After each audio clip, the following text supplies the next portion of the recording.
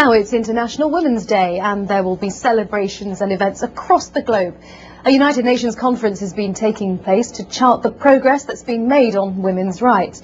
It's reviewing the results of a landmark UN conference in Beijing 15 years ago, which drew up an ambitious platform to end discrimination against women. Joining me from our United Nations studio in New York is Anita Sharma, who's North America coordinator of the United Nations Millennium Campaign. How do you assess the progress? Hello, nice to be here. Progress has been made, but poverty still very much has a female face. 70% of the world's poor are women and children. Women make up 66% of the workforce, but only get paid about 10% of the income and only have access to 1% of the resources. Women still only make up about 18% of the parliament. And unfortunately, the MDG, the Millennium Development Goal, which has had the least amount of progress, is on maternal mortality, and 500,000 women die every year, not from some disease that we don't know a cure, but really from pregnancy and childbirth-related causes. Why do you believe that of all the Millennium Goals agreed those years ago, have the promises to women fallen so far behind the other promises? It's a multitude of factors, but we really say that achieving the goals for women and women's health are the linchpin to achieve all of the Millennium Development Goals.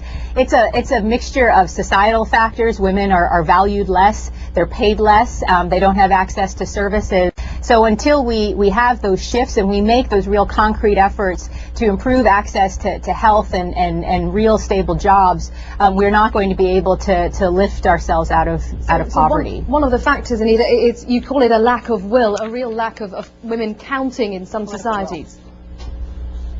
Yeah, it's a general lack of political will, both in terms of rich and poor countries working together to provide access to services. And when we're talking about maternal health, for example, we're talking about 40% of women give birth without any access to a skilled medical care. And that is something that we know through better health interventions that we could certainly achieve for very little cost. But just briefly, if you will, how do very poor governments prioritize across all these goals? I mean, you say the women's issues are the linchpin. How do you choose over putting money into education rather than putting it into women's health?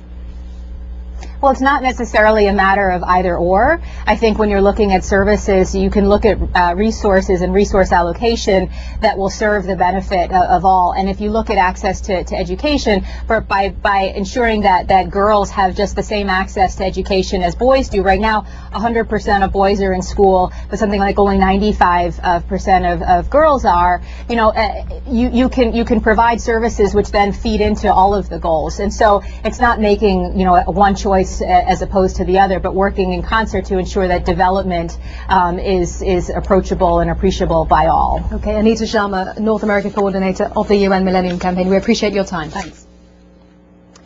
The US Vice President